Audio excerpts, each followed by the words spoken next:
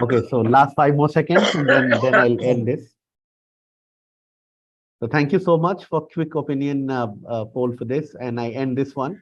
And I share the result, and I request Talmi sir to just have a quick look. People believe that China, Russia working in tandem, and most important one is all Gulf countries renewed economic relations with China is going to affect India's immediate concern. Thanks a lot. Now I close this, and we go to the last question, which is about the Arab Spring. So, which of the following was the primary reason for the Arab Spring? Massive oil revenues strengthened authoritarian regime. That may be one of them. Beyond the dazzle of Dubai, Doha, and Riyadh, there is a kind of poverty, pervasive poverty in the region. That is the second one. And 10% rich people controlling 61% of wealth. And that is one of the most unequal distribution of wealth in the world order. So you have to go with one. Which one do you think is the reason for Arab Spring? And that was one of the massive events a decade ago. So 30 seconds are gone. The poll will be up for 30 more seconds, and then we'll share. And all the options are neck to neck in this, as I see people are giving their opinions. They're all equally attractive, but let us see which one do you think. So 5 more seconds for this, and then I close this.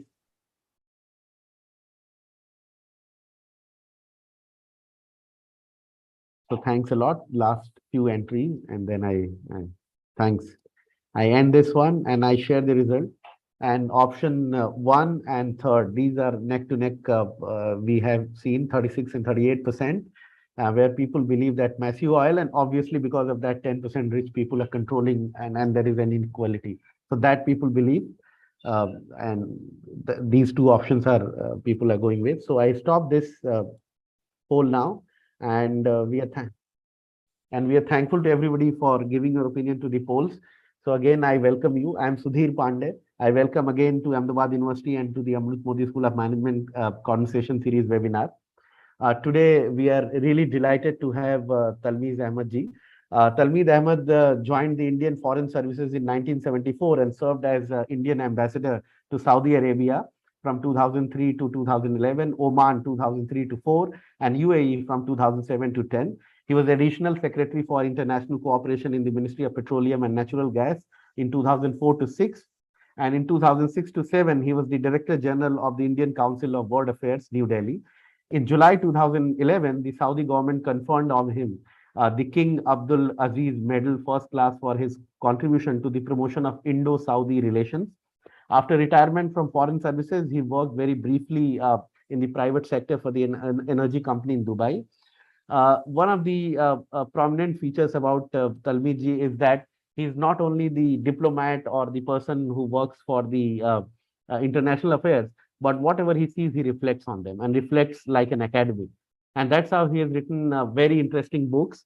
So he wrote several books apart from the one that he's written recently. Like first one was Reform in the Arab World, External Influences and Regional Debates in 2005, and Children of Abraham at War, The Clash of Messianic Militarism in 2010, and one more, and the second last one is the West about the West Asian country. So we are truly honored to have you, Mr. Talmid Ahmed, and welcome to Ahmedabad Thank you. University. Thank you very much.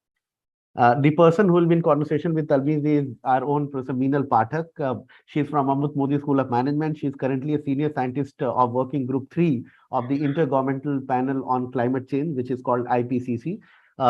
The Working Group 3 where she works, that covers the mitigation of climate change, that is methods for reducing emission of greenhouse gases and enhancing atmospheric sinks. The Working Group 3 Technical Support Unit is based at the Global Center for Environment and Energy at Ahmedabad University. So at Ahmedabad University, in Amrit Modi School of Management, we have certain centers like Center for Heritage Management, and we are thought leader in Global Center for Environment and Energy. And she coordinates all the efforts at the Center for Environment and Energy at Ahmedabad University. And she has a visiting researcher at position as a visiting researcher at Imperial College London, and has held visiting scholar position at the Department of Urban Studies and Planning at MIT, and several other universities, and she's widely published. So we are grateful to you, Professor Meenal Pathak, to be in conversation. Before I hand it over to you, there are certain rules. Except these two speakers, everybody will be muted throughout the conversation. And if you're joining with your mobile, I request you to rename yourself so that we know who you are. And when the conversation will be on for the next 50-55 minutes, we would request you to put your questions. We'll curate your questions and come back to you at the end of the conversation, and we'll take all the questions. So thanks everybody for joining, and I request Professor Meenal Pathak to take it forward. Thank you so much, Sudhir. Can you just confirm that you can hear me clearly? Yes, very clear. Thank you. Yes. Thank you, everyone. And first of all, let me just say, Talmiji, that it's an absolute honor for me to be speaking with you today. And as I mentioned over our exchanges, that I did have the opportunity to read your recent book, which I found was very interesting, The Narrative of West Asia, starting from the 18th century and then going into a very detailed account of the region's politics over the last 100 years. And you describe the years of colonial rule under the British, the French, and more recently the US invasions. And the region, with all its resource abundance, the wealth, the oil, strong cultural forces, has also been subjected to series of conflicts, wars, violence, and resource scarcities. And at one point in the book, you say that despite all this, the region is doomed. And so, I really want you to introduce the readers to the geopolitics of the region as you describe in the first two chapters of your book.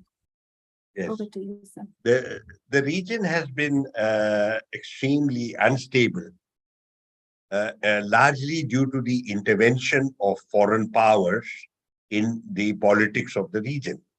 These foreign powers, after they had dominated the Ottoman Empire, Britain and France took direct control over the region. And after the First World War actually created the borders in West Asia. So they gave shape to the countries that emerged and continued to exercise political and economic control over the region. Earlier, the British were interested in dominating the Gulf because that was the pathway to India. But from 1908, oil was discovered, and the strategic value of oil was such that it made the region extremely important for Western powers. The value of oil was immediately apparent during the First World War, and then even more significantly in the Second World War. And as the world entered into the Cold War, it was very clear that Western powers were never going to allow the Soviet Union or its allies to enter the region and exercise a degree of domination here. So you could say that the politics of the region has been defined by Western domination overwhelmingly. This domination initially was direct in the shape of colonial and imperial rule. Later on, it was indirect in the way they controlled the rulers and the ruling families that dominated different countries in the region. So it is an indirect control, but they also maintained a certain degree of authority over the economic policies of the region. Also, you find that the region that had emerged as a result of Western intervention was insecure and unstable. As you can see, many of the countries that were given shape were never able to look out for their own security. They were inherently and from the very outset dependent on the West for their security. So this is a pattern of state building by Western powers, whether it is Pakistan or Israel or these Gulf countries or the various West Asian countries. All of them are so structured as to be inherently unstable and insecure and always dependent on Western power. So this is a pattern. So these countries too depended on Western powers for their sustenance, and therefore the Western powers ensured that the interests of the rulers, interests of the royal family were conflicted with the interests of the country. So there was no separation between them. So it is not as if state security and ruler security were separated. No, it was the same. So this is how the West has dominated the region. Now, periodically, the reason for so much instability, periodically people in the region would oppose it. Therefore, you will see that while the main title of my book is West Asia at War, it is a very significant, the significance of politics in the region, significance of the politics in the region is that the region, there is persistent resistance, resistance to this kind of state order, resistance to external intervention, and in resistance to domestic tyranny. So this is a consistent pattern.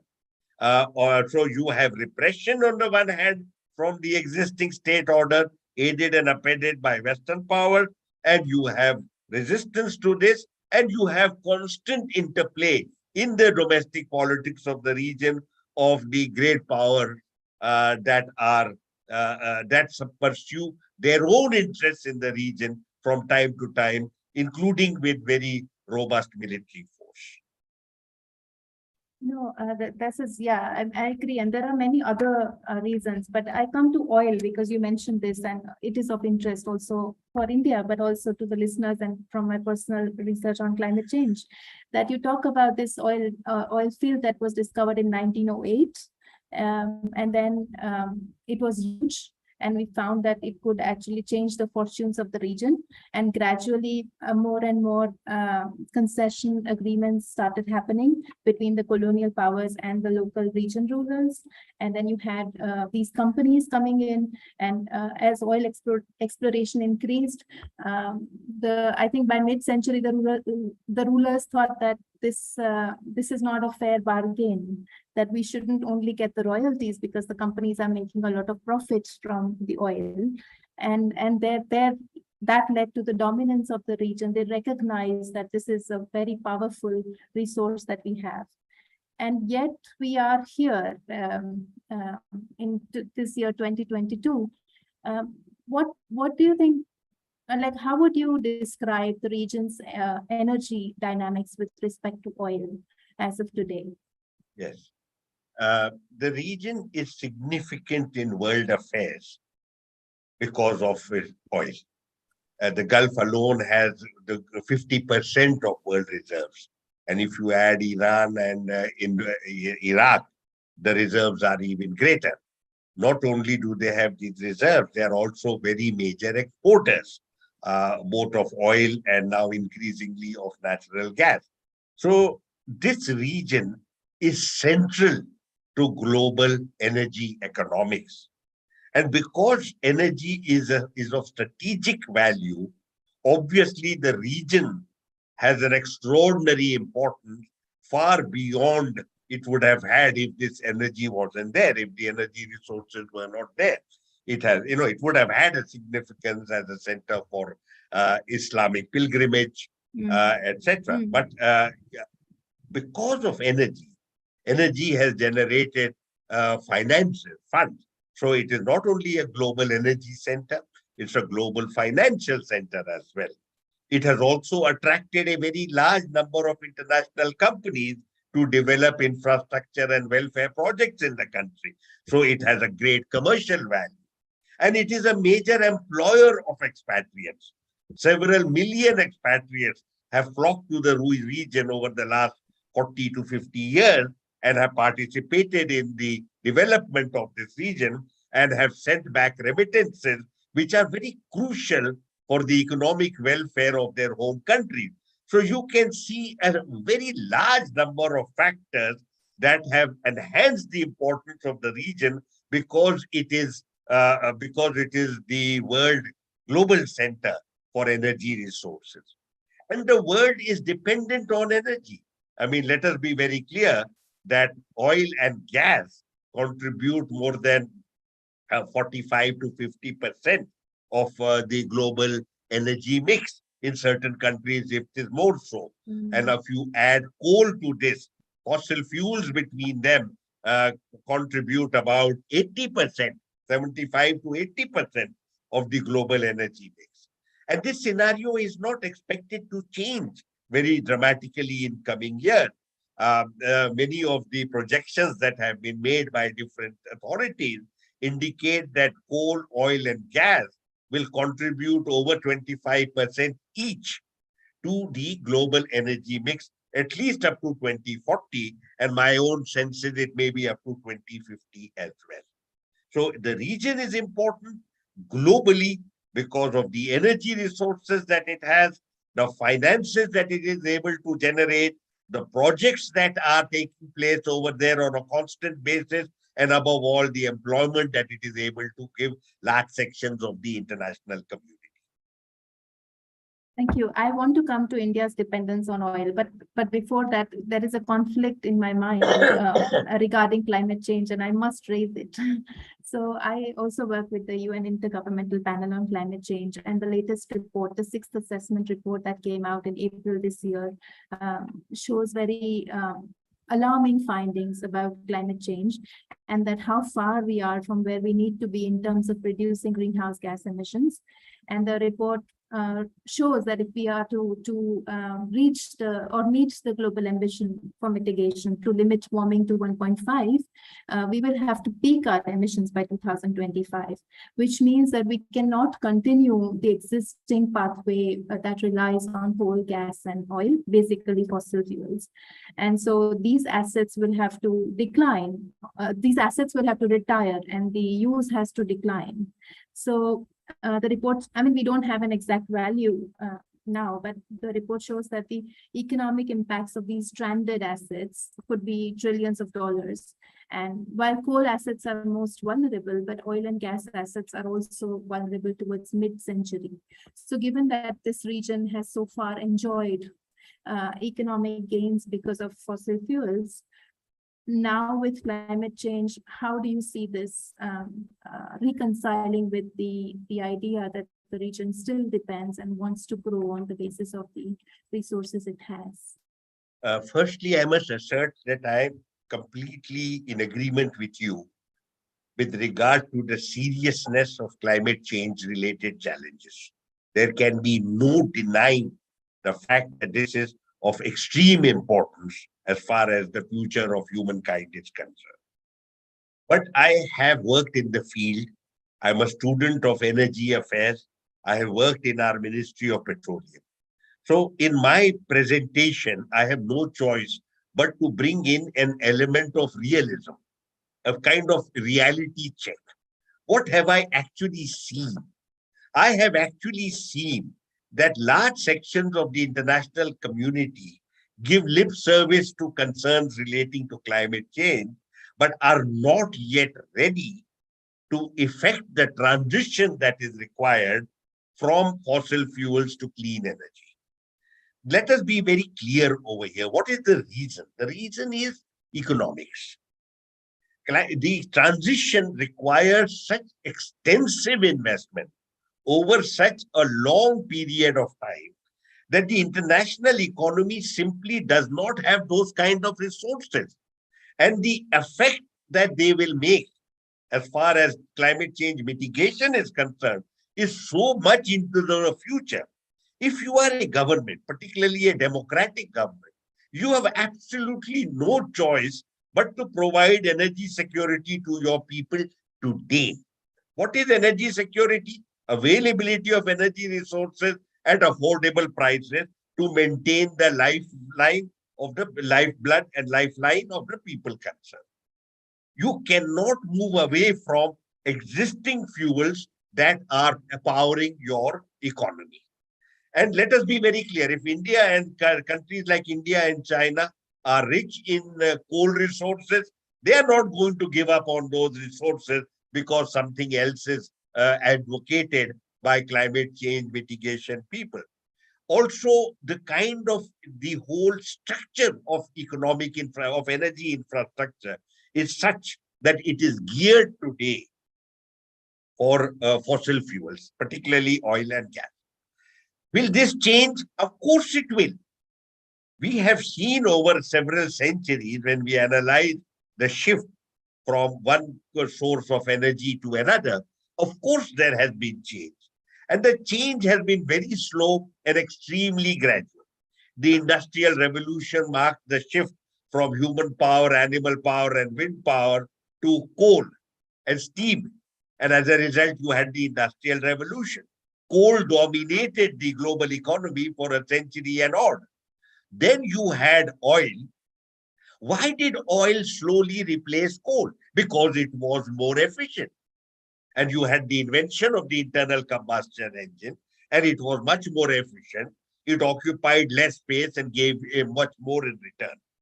When alternative fuels are able economically to become are able to challenge the kind of investments that are required in traditional fuels, you will see the change. It is not, no change will occur on the basis of pious statements at major conferences. They will only, economics will affect this change. And it's a very profound change. For example, a shift from oil into electric vehicles. It's a very, very significant national transformation. You need to have a major infrastructure all across the country so that you will have new kinds of service stations that will be able to provide the energy required by these new vehicles. You will need new kind of technology, new kind of support services, new kind of people, personnel trained for this. It's a very long and extremely expensive process. So what I have seen happening at at climate change conferences, they announce a certain target, very often not enforceable to us or as far as anybody is concerned, and then get on with the rest of their normal life. This is not going to help unless technology is able to become much more economical and compete robustly with traditional fuels. You're not going to see any change at all. And I'm suggesting to you all the literature that I have said, that I have seen, traditional fuels, coal, oil, and gas are going to dominate the global energy mix to the extent of 75 to 80%, at least for the next 20 years and possibly for the next 30 years as well.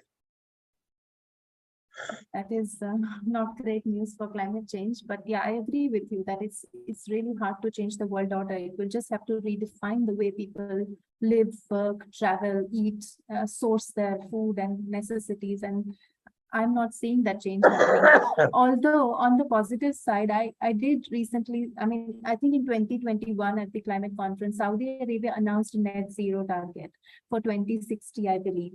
So I think the region also recognizes the need to shift away, but like you said, it may not happen overnight. So are you aware of, would you throw light on the fact that, well, these economies realize that, but they are sort of constrained by the lack of finances, and this being the major source of their economy, and therefore the shift will be gradual. So they are actually progressing towards diversifying to renewables because they have a lot of solar resources as well.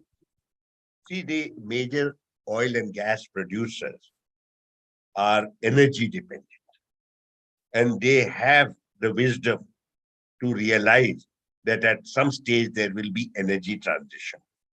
And obviously, you have to prepare over a long term in order to be competent, in order to be able effectively to handle the transition.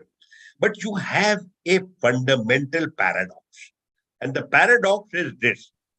If I am going to be asked to invest in the long term, and the long term is like 40, 50, 60 years, what do I invest for today? If you see very objectively, many of the problems that we are facing today with regard to instability in the global energy scenario is due to the fact that in response to climate change mitigation and transition commitments, there was significant reduction in the development of traditional energy resources. And therefore, post-pandemic, when the world demanded more energy, it was simply not available. And the oil producers very rightly could say to us that you prevented billions of dollars being invested in the development of new resources that the world needs. And therefore, you have instability. So you have to have a balance. And I'm not sure that balance can be very easily met. What the balance is, you need to continue to invest in traditional resources in order to ensure that energy markets are stable, while at the same time also invest in the technology that will facilitate transition over a longer period of time. It's a very fundamental paradox, and there is no easy solution No. because governments don't have money for these two separate commitments. You can't, I mean, you're talking about trillions of dollars. If governments that have announced a certain target over a period of time, that transition requires an investment of $4 or $5 trillion over the next few years. Where is that money? We have, as a result of the pandemic, we are suffering from global recession. We have not recovered from that.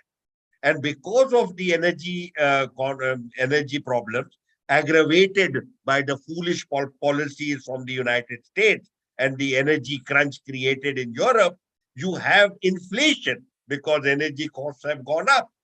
You have inflation on the one hand and recession on the other. And you have serious issues of unemployment. All of these are extremely sensitive factors as far as the political elections are concerned. And no government is going to go into elections while the country is energy insecure. Therefore, you will find constantly, I support your advocacy, but the point is, you are at this stage fighting a battle that you cannot win. We are all. But yeah, I also actually wanted to transition to another issue related to climate change, but not directly, which is food security.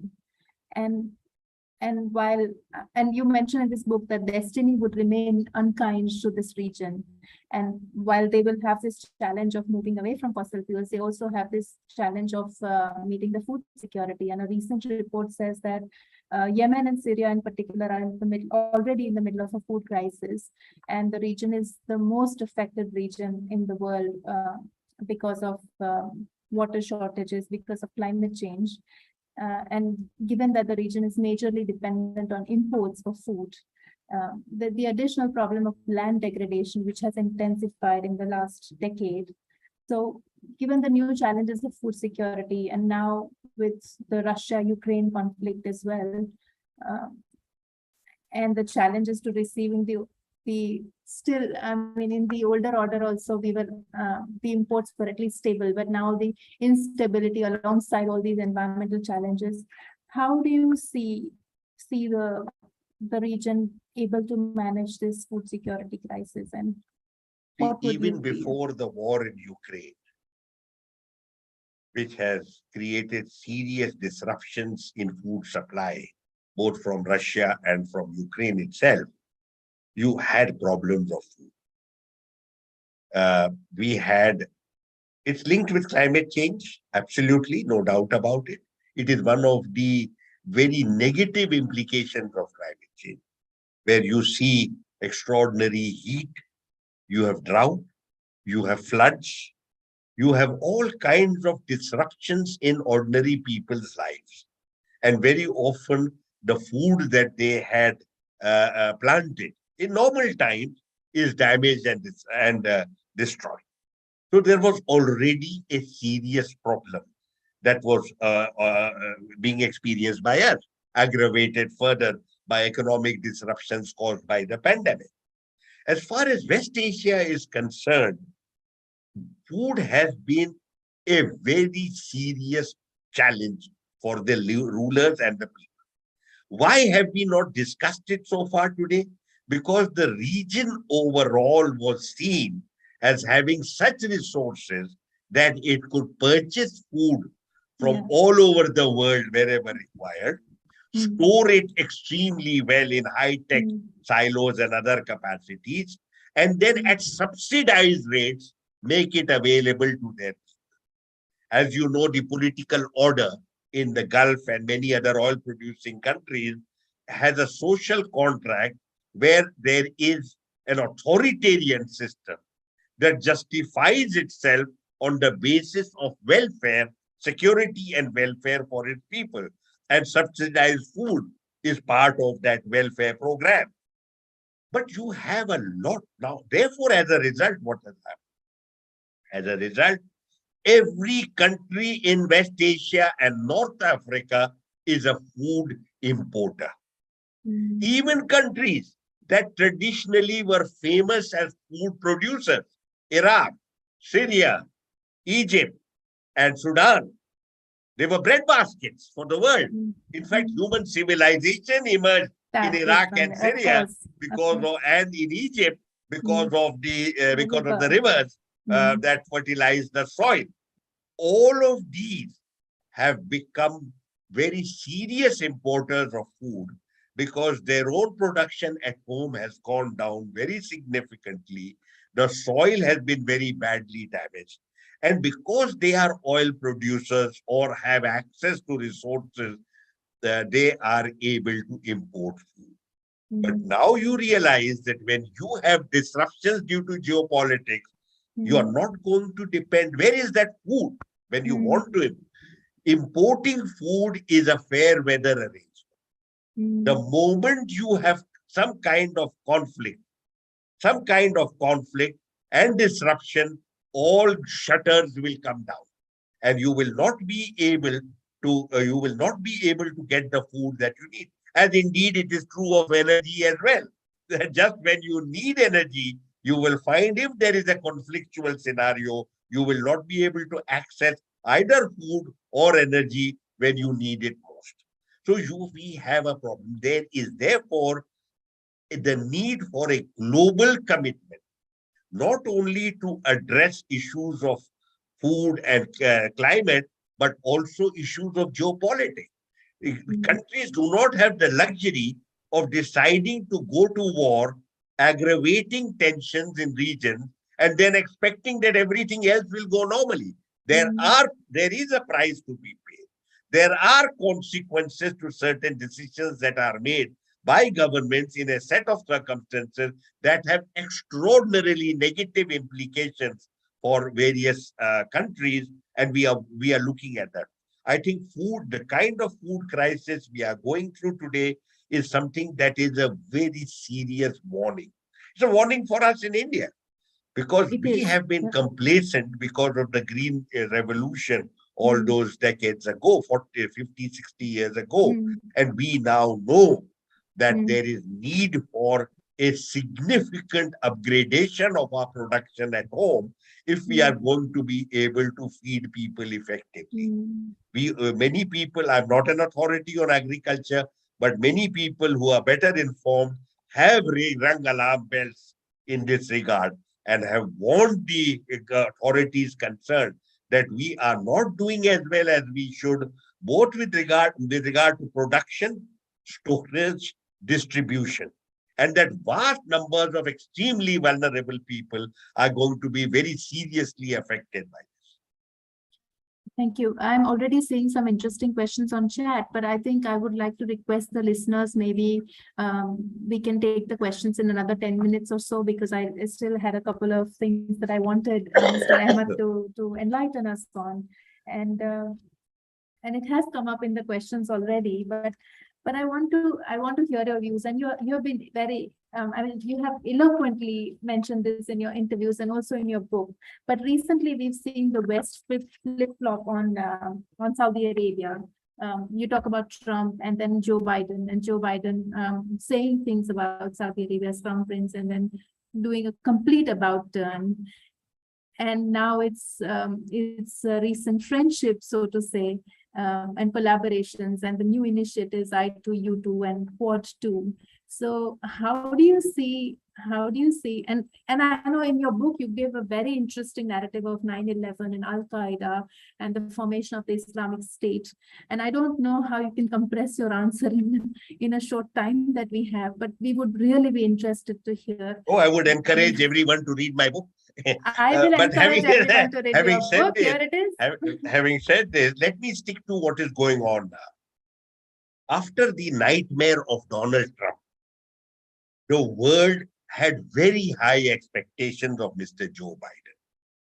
We saw him as a person of experience, of moderation, of maturity, of good sense. But this year and odd he has been in power has been a consistent and indeed sustained disappointment. The kind of clarity of thought and the kind of robust leadership that was expected from the United States after the turbulence and chaos of Donald Trump has not been forthcoming. You find a president who is unsure of himself, has no clarity with regard to policy approaches. He doesn't seem to be physically and mentally all there many times. And there is therefore a deep sense of despondency about the quality of leadership emerging from the United States. But there is a deeper and larger problem, and that is the United States today is a very deeply polarized country. Indeed, it is so polarized that its political order possibly is today thoroughly dysfunctional. It is recognized and understood. Now, here you have Mr. Joe Biden on the campaign trail consistently abusing Saudi Arabia, calling it a pariah state on the one hand, and saying he will have nothing to do with the crown prince. Is that a statesman-like approach? Is that how you treat an ally who has been your strategic partner from 1945? It was an extraordinary case of immaturity, emotions getting away from good sense and wisdom. And then what happened? Without any planning, without any consultation, the United States on 8th March announced that there would be an embargo on energy import from Russia. No consultations with the Europeans who are the main importers. USA doesn't import as much, but the Europe does, both oil and gas. They are crucially dependent on Russian oil and gas. But without consulting any of them, he announces the embargo. And then realizes there is a nightmare. There's a nightmare not only in Europe, but internationally, because energy is an integrated market. It doesn't matter where the disruption is.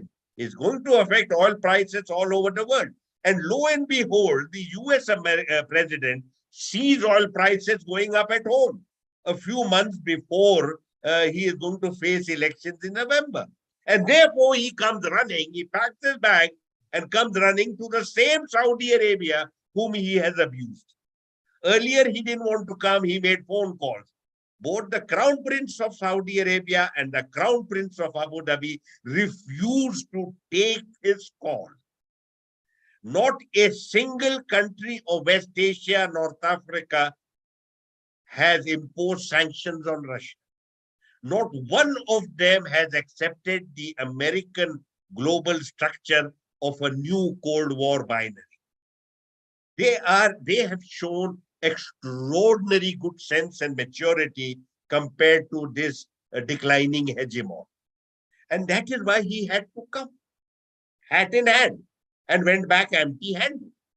Because not only did none of the countries accept his agenda being massively increase oil production so that he can win the election at home, but what about their revenues? They depend on oil. They also pointed out we don't have that surplus capacity that you are talking about because we didn't do the investments that were required all those years ago. When you were talking about climate change, we didn't have the resources to invest in these in their development activity. Neither Saudi Arabia nor UAE have the surplus capacity required to make a difference in the global market. What has the United States done now? They've gone running to Iran, a country they have abused for the last 40 years and are desperate now for a nuclear agreement with Iran so that Iranian oil starts entering the global market. All of these restrictions on Iran, Venezuela have occurred due to US sanctions, Venezuela and Russia. All of them are sponsored by the United States. For all of them, the global community is paying a very heavy price. Biden is only bothered about the Americans and he's bothered about the November election. But see the man scampering around like he's got wild dogs chasing him. going nowhere, rapidly going nowhere. So this is the concern, that the quality of leadership that the Americans should have displayed, given their status as the hegemon, has not been forthcoming. It has not been forthcoming for several decades. But now it is, the United States has lost so much credibility that most countries in West Asia, North Africa have moved on. They have now started taking diplomatic initiatives which have nothing to do with the Americans. I have referred to these countries as coming of age. For far too long, they were insecure and totally dependent on the Americans. They have moved on quite a bit since then. They are today engaged with each other. Saudi Arabia has had 5 rounds of dialogue with Iran. That means they're addressing issues directly with each other without looking over the shoulder at the Americans. Turkey, which had its own agenda till recently, is now engaged with Egypt, Saudi Arabia, and the UAE. UAE, for its own reasons, has normalized relations with the Israelis. So you find that there is a churn in the region, a diplomatic churn in the region. As a result, you find new relationships are being forged. At the center of all of these initiatives is the looming presence of Russia and China. Both these countries, for the last decade, have made a robust effort to, number one, build their bilateral relationship to minimize competition and conflict on the one hand, particularly in Eurasia, and secondly, work together to build relationships with major countries of Asia. Pakistan, Afghanistan, Iran, and Turkey are already a significant part of this engagement. They have also gone beyond, particularly China, have gone to Saudi Arabia and to Israel and to the UAE as well. As far as Russia is concerned, they are central to diplomacy in the region. Any leader in the region has a serious problem, he consults with Moscow. And Moscow is a source of stability and good sense as far as West Asia is concerned. So you have very significant developments in the region which have nothing to do with the United States today.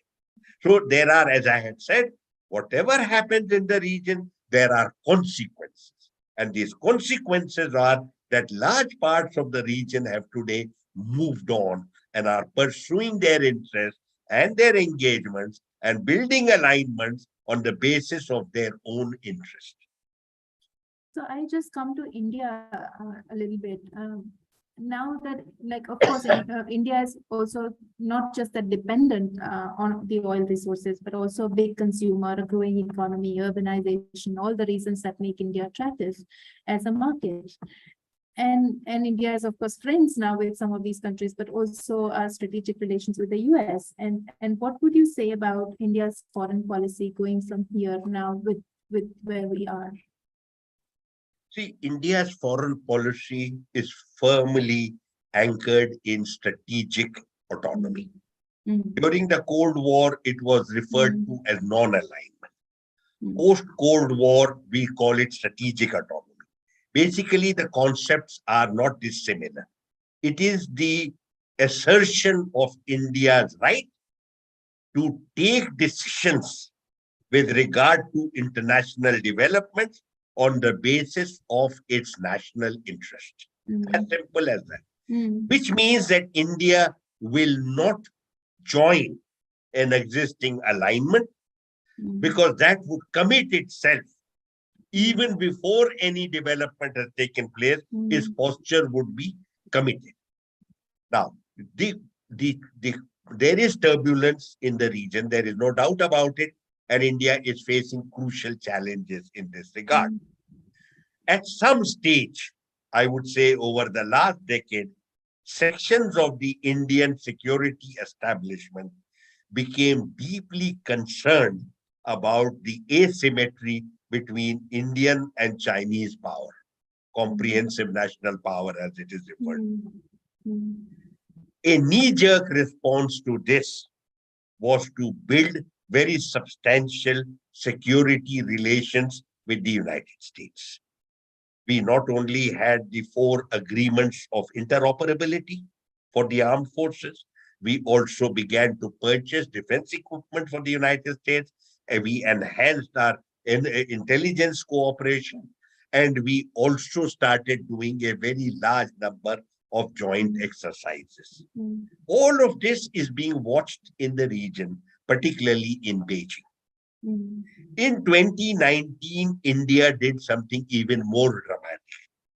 India led from the front in elevating the Quad, the Maritime Cooperation Partnership in the Indo-Pacific, Mm. into raised it to ministerial level. Mm. Mm. I personally feel, and I have written about it, I personally feel that this was the last straw as far as the Chinese security establishment was concerned. Mm. As China saw it in Beijing, India had given up on strategic autonomy and was now overtly part of a hostile coalition directed at China. I believe this happened in September 2019.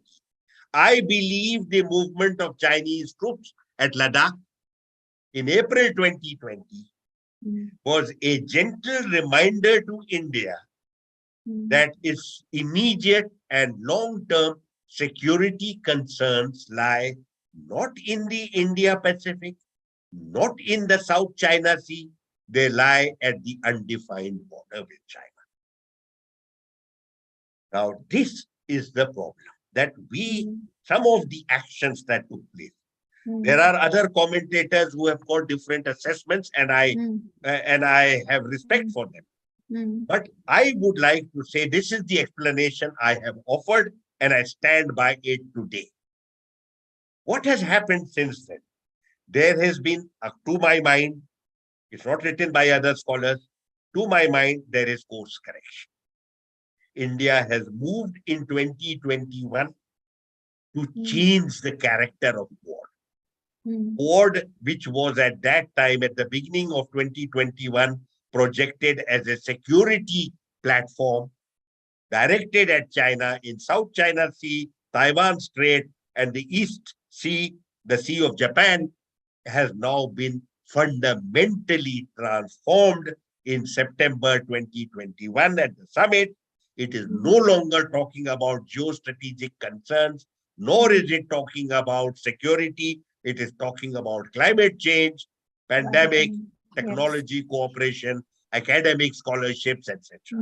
I think this is a very important signal that Delhi has given to Beijing. And since then, you must have seen the remarks of the External Affairs Minister have been very strong in favor of strategic autonomy. I believe after that, in the month of December 2021, President Putin made a visit to India. And I believe, among other things, we reaffirmed our defense cooperation, energy cooperation, etc. But I think he indicated to India the need to repair ties with China and to manage the relationship more effectively. And I believe he would have offered a certain Russian role in this regard. The reference to the RIC, the Russia, India, China dialogue platform, is significant in this regard. I think something similar may have been conveyed to the Indian leadership in March 2022 when Foreign Minister Wang Yi came to India. How we now move forward? Since then, at the top leadership level, External Affairs Minister level, there have been interactions and dialogue at various fora, particularly at BRICS, as well as with the Shanghai Cooperation Organization. So yes, there have been platforms for that. China has been applauding the fact that we are at least engaged with each other, that we are making an effort to move forward. The Indian External Affairs Minister has very rightly stated that you must address the issues at the border first, and then we can move forward to normalization. I think we are getting there. My own view with regard to the future is that this is an assertion of Indian strategic autonomy. That when the United States put pressure upon India to support the Americans against Russia and become part of the so-called coalition of democracies, India refused. Not only did India refuse to join that coalition, India became one of the major buyers of Russian oil. So that Russia, that used to provide 0.2% of India's oil needs, is today supplying more than 10%, possibly 15%. It has become the second largest supplier of oil to India after Iraq. India has clarified to the international community and particularly to Washington, D.C., that we are not going to compromise on our strategic autonomy. This does not mean that we are going to dilute relations with the Americans, not at all. As for the problem with regard to China continue, and we need to ensure that we have on our side assets and capabilities that we can use in order to maintain a degree of balance with regard to China. But as far as Russia is concerned, also we have made it very clear that we value that relationship as well. I cannot imagine a better manifestation of strategic autonomy than this. So I applaud this and I feel it is effective. And I think if anyone else but the Americans were totally self-absorbed and self-centered, anyone else would have understood where India is coming from. Our adherence to strategic autonomy did not begin in the last few years. It is an article of faith of this country from 1947.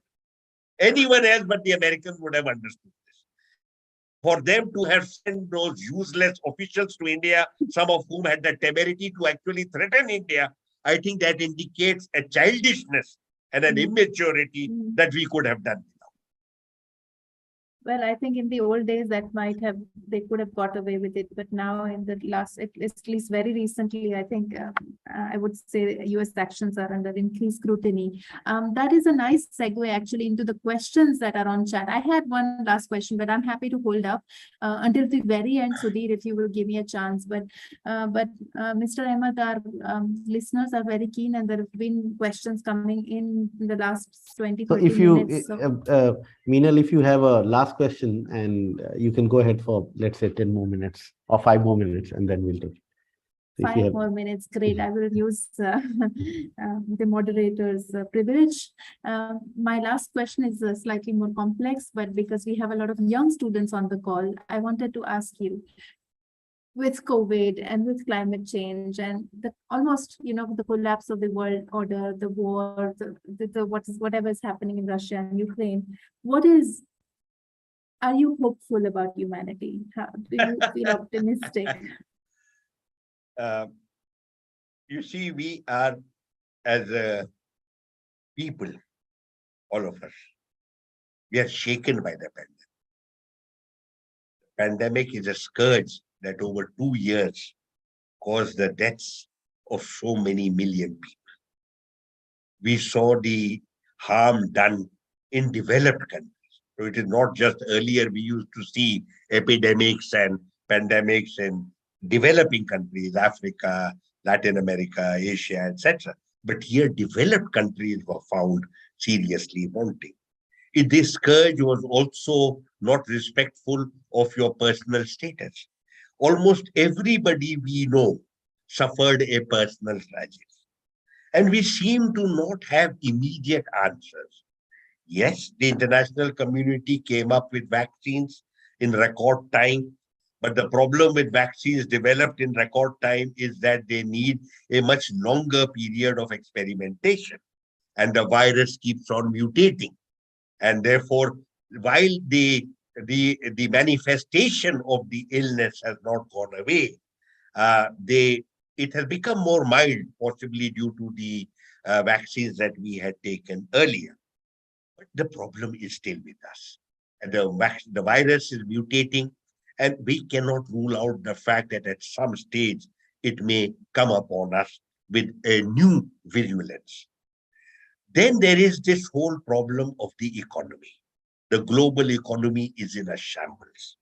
overnight. Most countries did not know how to handle the challenge. Most of us did not know because we were ill prepared, bureaucracy minded, etc., short sighted and self centered, that large sections of extremely poor people, particularly migrant workers, were very seriously and adversely affected. The global economy collapsed in front of our eyes, and therefore it had implications for employment. We suddenly found that developing countries have no safety net as a capacity to provide for them. These are the immediate consequences. But there are very serious long-term consequences, many of which are not yet apparent to us. But there is no doubt that the way of life we had earlier has to be fundamentally reviewed.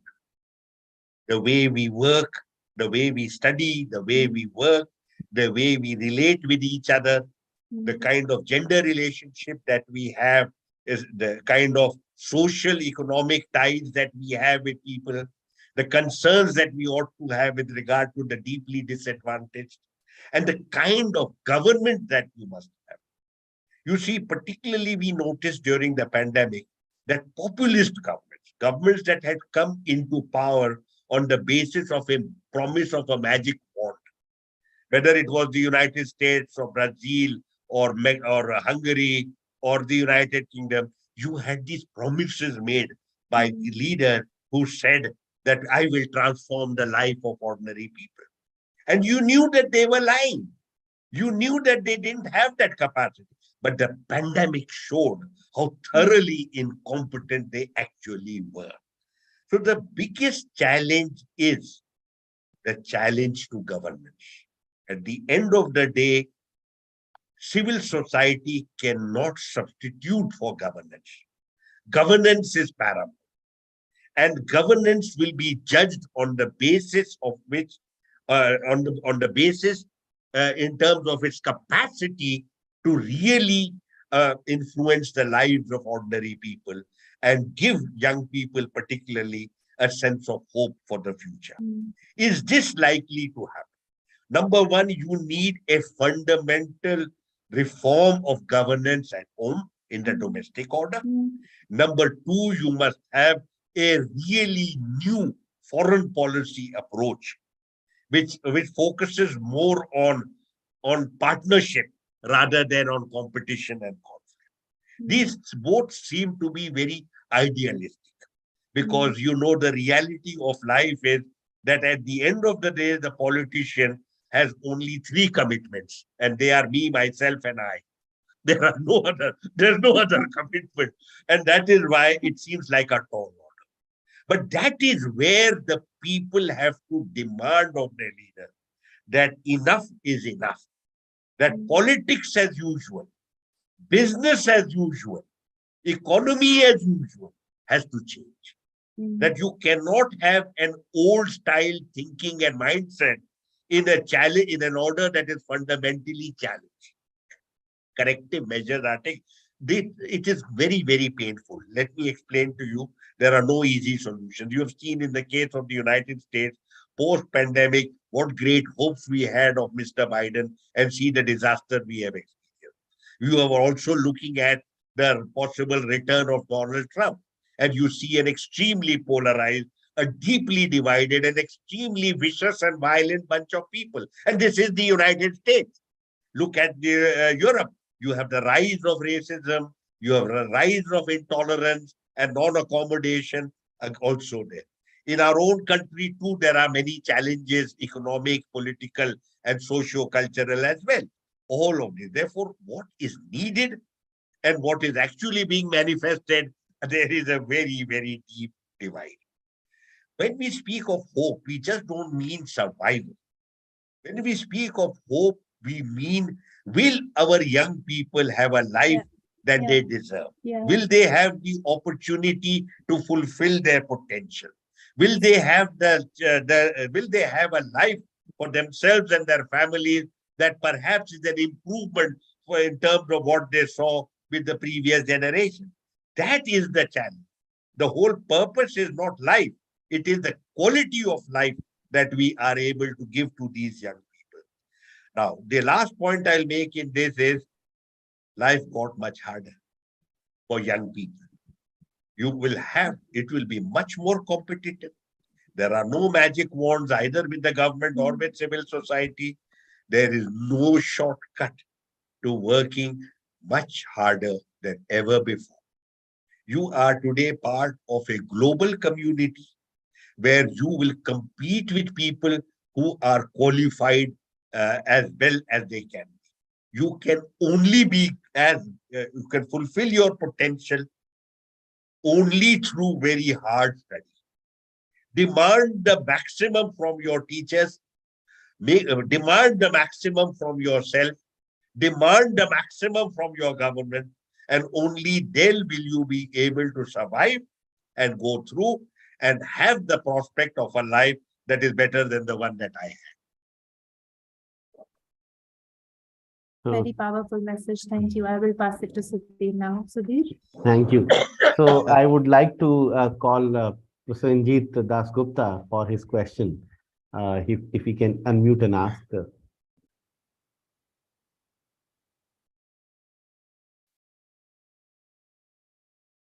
Prasenjit, you can unmute yourself and ask the question. Yes.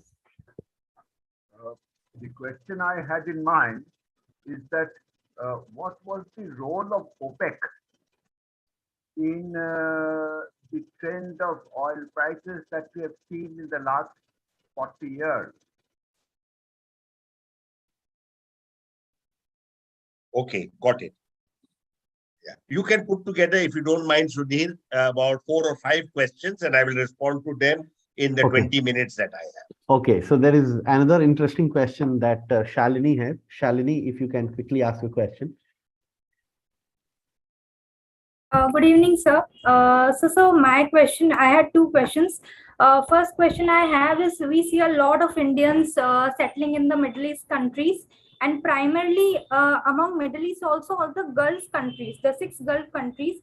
Especially we can see this trend quite common in South, that people are more and more migrating every year. So sir, my question is, what exactly is attracting so many Indians towards these countries? Is it only because of the oil and coal, this sector, or is it any other sector that is not much known about?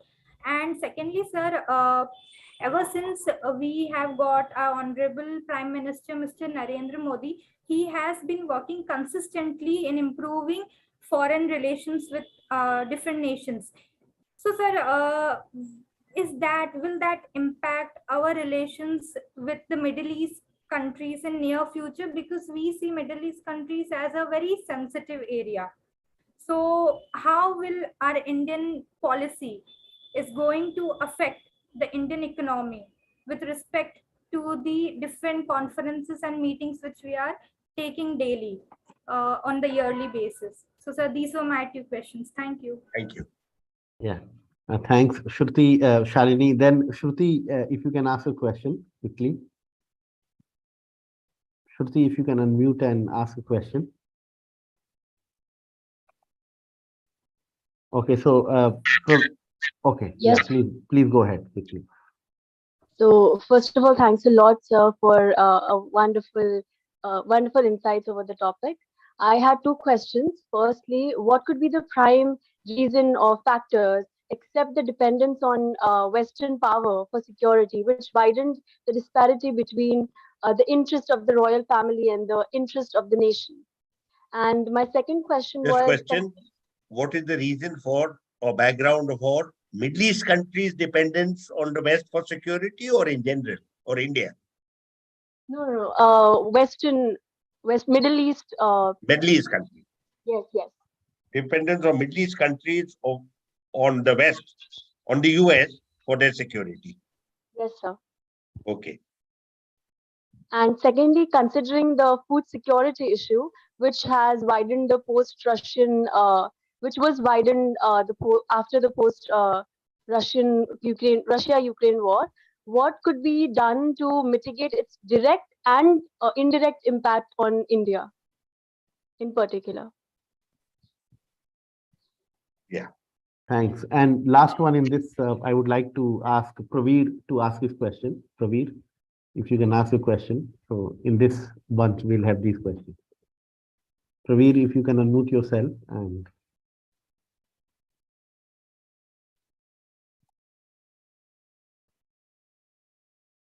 I think, sir, you can go ahead with these and All then right. I'll take the second bunch of Well, questions. yeah. The first question put to me was about the impact of OPEC on oil prices. Yeah, OPEC, when it was put together in the 60s as a gathering of oil-producing countries, as a cabal of oil-producing countries, OPEC producers provided about 60% of global oil into the market. And their effort was to get fair prices. You see, at that time, their oil production was controlled by Western companies that used to reap very high profits from this production, but at the same time gave a very small revenue to the countries concerned. Initially, not much happened, but from 1973, when the Arab oil producers exercised the oil weapon, you find where they cut supplies to countries that supported Israel in the 73 war. At that time, you found that oil prices were increased from $2 per barrel to $4 to $6, $8, and $10. So within a decade, there was a five-fold increase in the price of oil. And obviously, as a result, there was a massive flow of revenues from the global economy to these oil producers. But now there are certain issues that were apparent then, and they are apparent now. Let us be very clear. Energy is a fuel for the global economy. That means, and it is like any commodity in the global economy, the price is determined by demand and supply. Cost of production is not relevant because cost of production is $2 to $4 per barrel and sometimes $8 or $10 per barrel. But demand and supply. So depending on the state of the global economy, you will find that prices will go up and down. So even when OPEC existed at a time when it controlled 60% of global production, you find that prices could swing from very high to very low. This has continued. This pattern has continued. And now OPEC provides only 40% to the global market. Now, one major factor that influences oil prices is supply. Now, as technology has become available, we have access to far greater supplies of oil than we had known earlier. For example, in the 1950s, there was an indication from some scholars that oil supplies have peaked. And there was a discussion about peak oil. And then this peak oil kept on increasing because more and more oil was available due to technology. We were able to get oil from wells that had become dry. We were able to get oil from spaces that had not been geographically accessible. And we were able to get oil from far deeper of wells, etc. A whole range of changes have taken place. So as far as the global economy is concerned, there is enough oil potentially available, at least till the end of the century. Having said this, you constantly need investment to develop this potential. But you will invest your money and develop the potential only when you get an indication about future demand. And future demand is very difficult to predict. Two major changes that have occurred in the global energy economy are, number one, the massive supply of oil from the United States. Till about 15 years ago, the United States was the largest importer of world oil. Now it is an important exporter of oil, but to a larger extent of gas as well, because of shale oil. So for technology of shale oil has made the United States a major producer. And which is why in 2014, when shale oil entered the market, OPEC could not cope with that challenge and prices plummeted from $140 and finally became $30 and could have even become $20. At that stage, OPEC decided to control production. That means there was a global surplus and that it was necessary to control production. As they therefore reduced their production, oil prices started going up. Therefore, from $30, they went to $40, to $50, $60. 2019, they reached even $70, $80. Then you have the second hit, and that is the pandemic. So once again, oil prices plummet because there is no demand. Even if the supply is there, there is no demand for oil because the global economies have taken a beating. In 2021, you see a certain recovery and there is an increase in demand for oil. And then you find that oil is not there because during the pandemic, new investment was not done and nobody expected the pandemic would change demand so quickly. And therefore, oil prices started going up. And you found they became $80 and $90, etc. In February 2022, the United States, Russia invaded Ukraine. On 8th March, United States announced embargo on Russian oil. And immediately, one major producer of global oil was not allowed to provide the international economy with oil. Oil prices started going up. So they crossed $100, reached $110, went to $120. Since then, they have come back. They've come back because China is no longer seeking the quantities of oil that it used to earlier. Why is it not seeking them? Because they have a very tight COVID regime. So zero COVID, as they have said. And as a result, oil prices are now $90, but they could become $100 and possibly even go to $110 in case Russian supplies are not allowed. In case Iranian supplies come, you will find oil prices going back to $90. How did OPEC manage this challenge? OPEC managed this challenge by going beyond OPEC. They began to cooperate for the first time with Russia at the end of 2016. Therefore, you no longer refer to OPEC, you refer to OPEC plus. Therefore, because without Russia and the 10 countries that Russia brought from Central Asia and other places, you could not have coordinated global supply. And since then, OPEC plus has a central place with regard to global oil production. They increase oil production and decrease oil production on the basis of their understanding of the market scenario. This is where we are today. The basic point is globally, there is only one oil market. Anything that happens anywhere in the world, it will affect oil prices globally. No one country can say, you must have heard this word 1,000 times, energy independence. Even in India, we use the term energy independence. There is no such thing as energy independence. If you want a poetic reference, no man is an island. And therefore, no energy scenario is separate from what is happening in the rest of the world. We are connected with each other. Biden forgot this for a short while when abruptly cut oil supplies from Russia and gas supplies from Russia and created the disaster, a self-created disaster for his own economy, European economy, and the global economy. Now, with regard to the question, why do Indians go to the Gulf? Indians were not initially either lured to the Gulf in the 1970s, nor were we there in large numbers. My first posting was in Kuwait, where the Indian community increased from 1,500 to 7,000. And 7,000 in a few months became 10,000. And there was a demand for additional officers in the embassy. In those days, you could not create additional posts. Therefore, a trainee officer like me was sent to Kuwait basically to help in the consular section and support the embassy to handle the Indian community over there.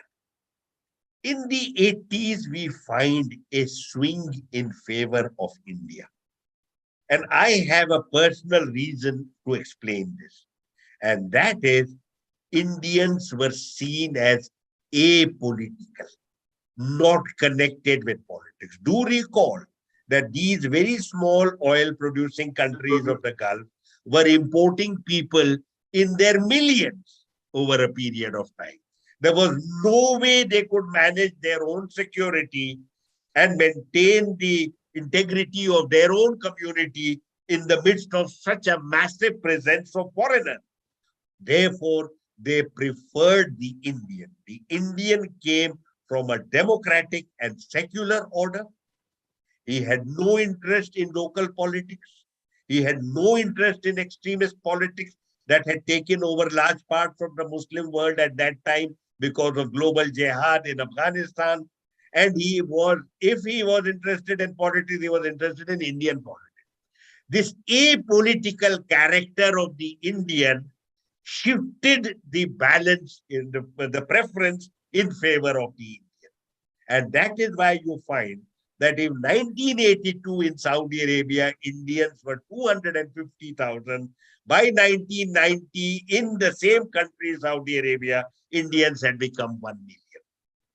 And the others, Yemen, Egypt, and Pakistanis, who used to be much more than Indians, Yemenis were 3 million, Egyptians were 1 million, Pakistanis 500,000, and Indians 250,000. The Indians became the number one. So the reasons are number one, we were apolitical. All of these others, Egyptian, the Pakistani, they were active involvement in jihad in Afghanistan. Not a single Indian went to participate in the global jihad in Afghanistan. Not a single Indian participated in the civil conflict and the Taliban period in the 1990s and in the first decade of this century. Therefore, we were able. The second thing that they appreciated about India, we were genuinely qualified. Number three, they found we are a very disciplined people, that we don't get into criminal activity. So these were the reasons why Indians became attractive. Why does the Indian go there? Firstly, in the state of Kerala, which provided then and even provides the largest contingent of Indians in the Gulf, there is a long history of migration abroad, working in the Gulf. It goes back to the period of Harappa and Mohenjo-daro, when from Malabar, you used to have sailors who used to traverse the Arabian Sea and go all across the Arabian Peninsula into the Gulf and into the Red Sea. Very large parts of that region. Then the historical connectivity is very deep. Therefore, Kerala had a tradition. This tradition continued when there was a demand for human resources from the Gulf. This now, today we have 8.5 million Indians who live in the Gulf. We are the number one expatriate community in every country of the Gulf. In 3 countries out of 6, Indians are the majority community. In the UAE, when the Emirati is 10%, the Indian is 40% in the Gulf, in the UAE. We are also the majority community in Qatar and in Bahrain. In every other community, we are the number one expatriate. This community sends back to India about $35 billion every year. This, every one worker in the Gulf supports minimum of 4 people at home. That means 40 million Indians directly benefit from this employment in the Gulf. Over the last 25 years, we have noticed that there is a change in the profile of the community, and that Indians who earlier used to be blue-collar workers, 80 to 90% were blue-collar workers. Today, blue-collar workers are about 60%. When the community has changed, in 1990, the total Indians were 3 million. In 2000, we were 6 million. Then we became 7 million, and by 2020, we were 8.5 million. The profile has changed. And today we have at least 20% of our community is made up of professionals. So there is a very strong vote in favor of Indians. The next question was, what is the relationship that we have? The relationship that we have is complex. In my book, there is a whole chapter devoted to India's ties with West Asia. I will very quickly make the point that Mr. Modi made a very major effort to reach out to the region and to build political and economic relations with the region. He focused on the region. He visited all the major countries and invited their leaders back home to India. These regional leaders have responded very actively. The basis of the relationship is number one, energy. India gets 60 to 70% of its energy requirements from the Gulf. The GCC provides 50%. The balance comes from Iran and from Iraq. Iran has now become zero, but it's going to pick up shortly. Iraq is a very major supplier as well. India buys about 70 or 80% through term contracts. The balance we buy through spot market, from the open market. And sometimes when prices are volatile, Indians buy more from the spot market. So yes, the relationship is very substantial. There is now, over the last 10 years, a substantial political content to the relationship. This relationship has nothing to do with the region's ties with Pakistan. Pakistan has its own separate relationship with the region that goes back to the Cold War. In the Cold War period, Pakistan, United States, and this region were partners as part of the Western Alliance against the Soviet Union. So if weaponry was equipment was supplied, defense equipment was supplied by the United States, it was similar to what the United States supplied Pakistan. Pakistan used to do a lot of training. India was on the opposite side as far as the Cold War is concerned. This political relationship began to change.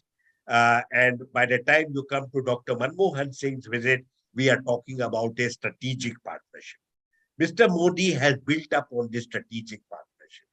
Our strategic partnership is anchored in counterterrorism.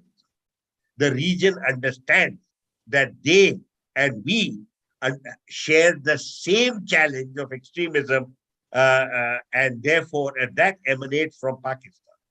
While they may not publicly castigate Pakistan, they understand India's position that we are victims today because Pakistan has been the sanctuary and nursery of extremism.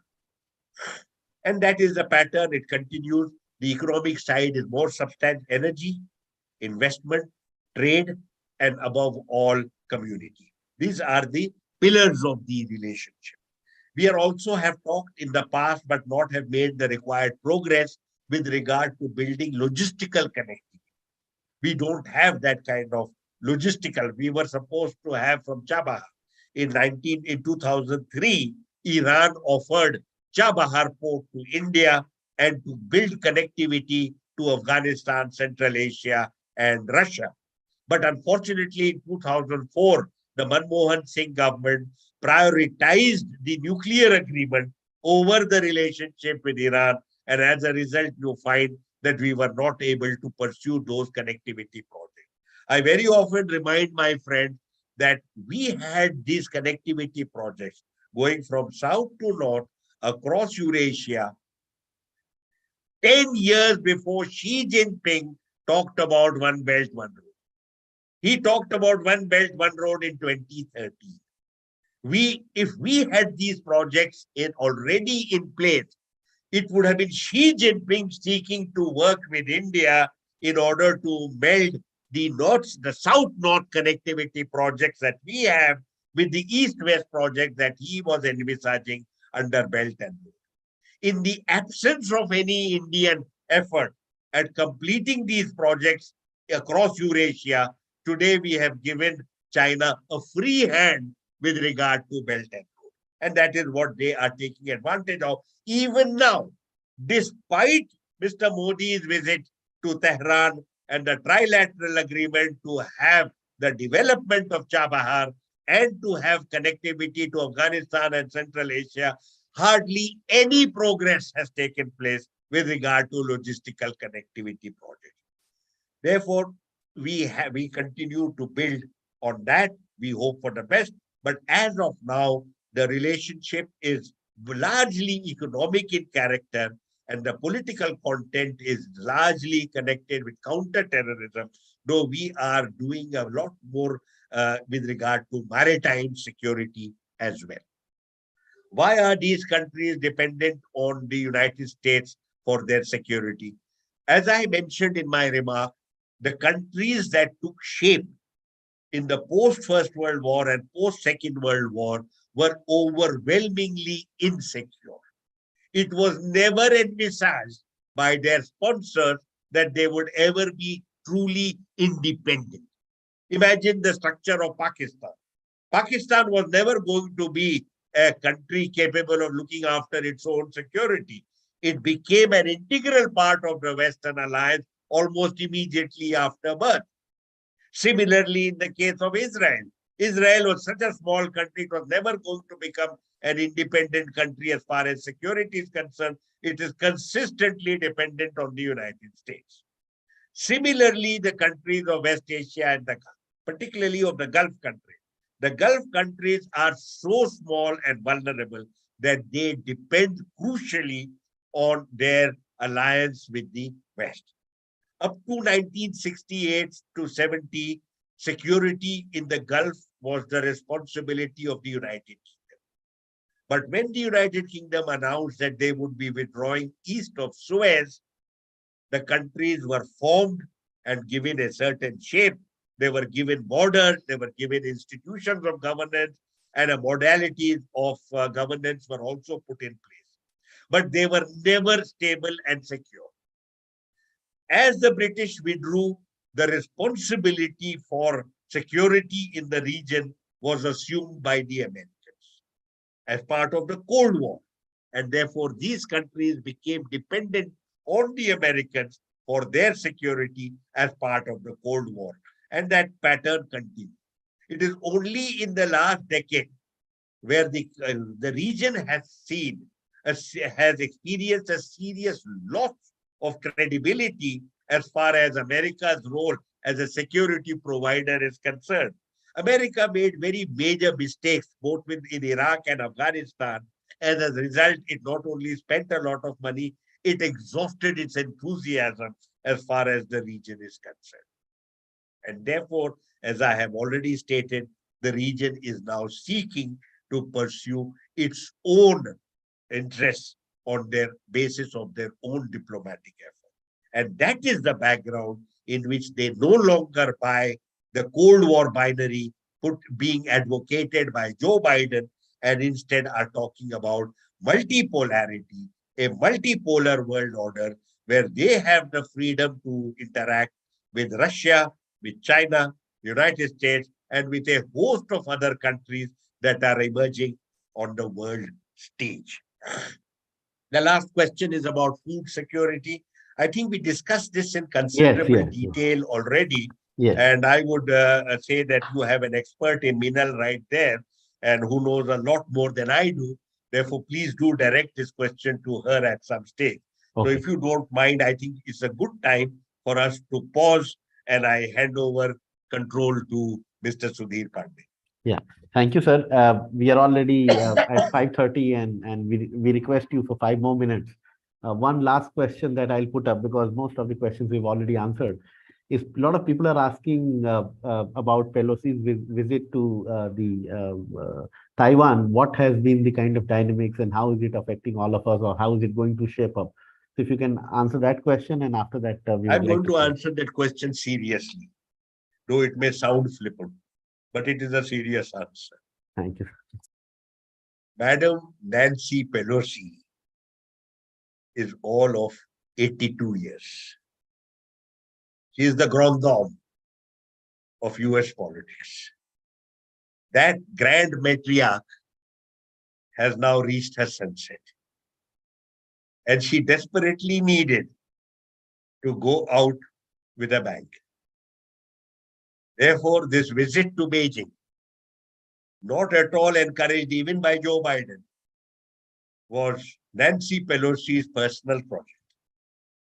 It's a project that she would then move off the world stage with a bank. She believes in this. She believes in herself. She was a tough speaker, took Trump on. She's a toughie, no doubt about that. But the toughie has now, it is, you could say the lioness is in winter. So there is, I don't believe any strategic value whatsoever in Nancy Pelosi's initiative. But and here I must ring alarm bells. These initiatives that are taken by individuals for personal reasons or domestic political reasons have implications that go well beyond.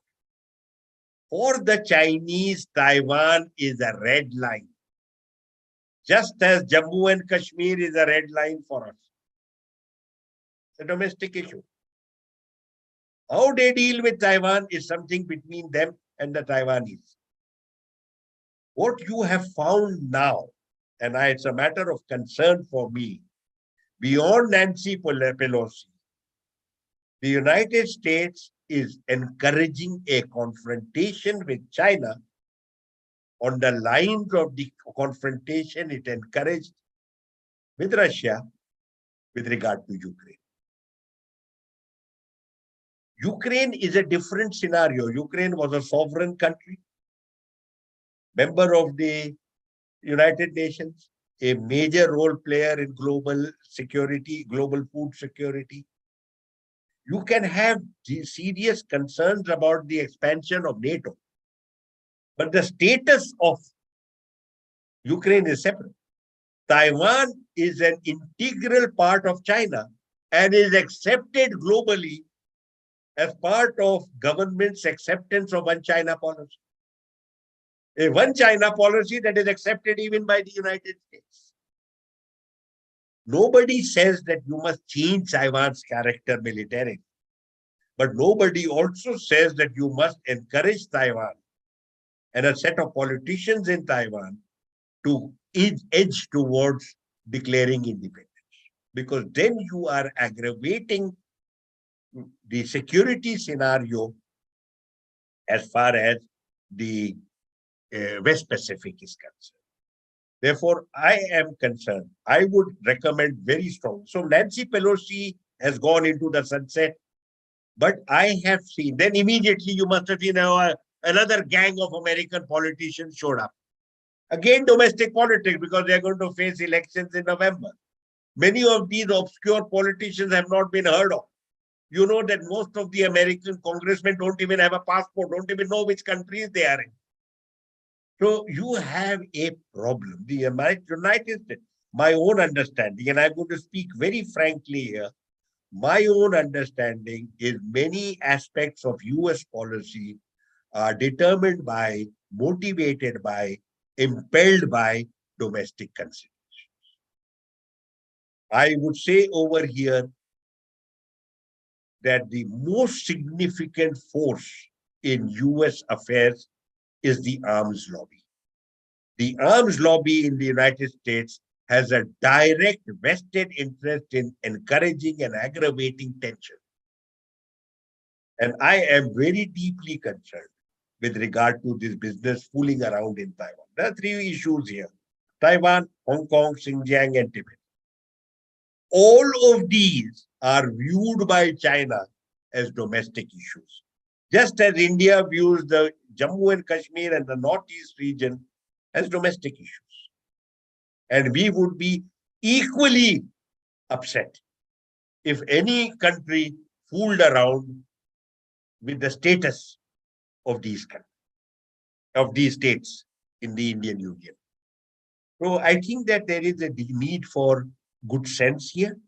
I am concerned about this. We have to go beyond Pelosi. You see what Ukraine does. There was absolutely no reason for the Americans to encourage NATO membership of Ukraine, because a red line has been stated. And if you remember, in June last year, Putin and Biden had a meeting in Geneva. After that, Biden addressed a press conference where he stated he understands Putin's red line on Ukraine. If you remember correctly, we were so deeply agitated when Pakistan joined the CENTO and CETO and brought the Cold War to our border. If you were sitting in Moscow, you would have exactly the same. This deliberate expansion of NATO to throttle Russia is not acceptable. And what the American game plan is, fight the Russian to the last Ukrainian. And that's what they are doing today. Harming the global economy, you will find Ukraine will take years and decades to recover. You have seen the consequences of war in Syria and in Yemen. The countries are devastated by war. Hundreds of thousands of people are killed, institutions destroyed, edifices brought down. It's not easy to repair and reconstruct. And the enthusiasm that the international community has for war and the resources it pours into war are never matched by the resources for rehabilitation and reconstruction. Never. You read the literature, how much weaponry is now being developed all across Western Europe and the United States. Defense budgets have gone up by several times. Who benefits from this? The vile and vicious villain I mentioned, the arms lobby. Thank you, sir. Thank you so much for giving that 10 minutes extra. We're grateful to you. Now I request Professor Meenal Pathak to say the closing remarks. And I would never want to close after such an engaging session, and I think I would just water down the messages. I will just stop here. And I think it was a great talk, very insightful, and everyone in the audience, and especially our colleagues and students at Ahmedabad University, are just absolutely honored and delighted. And we hope to see you in person very soon. Thank you, Sudhir, also. Thank you very much. I wish you all the best. Thank you for the invitation. The invitation I have followed in the long line of extremely distinguished people. And I was extremely hesitant whether I would even minimally meet the standards that they have already set. Therefore, I'm grateful to you for having had some faith in me and giving me this opportunity and platform to put across some thoughts to you and to the young people who are part of your university and who are all around in the state of Gujarat. thank you so much, sir. Thank you so much. We are really delighted to have you. And I can see the messages. You've clarified a lot of doubts that we have. And we thought that it could go on and on and on like that, but we have the time constraint. So see you soon in October in person. We are really eager. If you folks know anyone in RRU, I'm going to give 15 lectures in RRU. Yeah. Oh, that's in a 2-week period. So, but I'll give one lecture to you yeah. if you wish. If you, thank you so much. See the one. You see I had offered you India's Western neighborhood. Yeah. Yes. But that lecture is still there. So I have a PowerPoint ready. We can talk about that. Thank you so much. Yeah. All right. Thank you so much. Thank you so much for your time. Take care. And thanks we are thankful everyone to for joining. Yeah. So thank you. On Saturday evening, everybody is joined. So thank you so much, everyone, Thank and you. see you soon All the best. next time.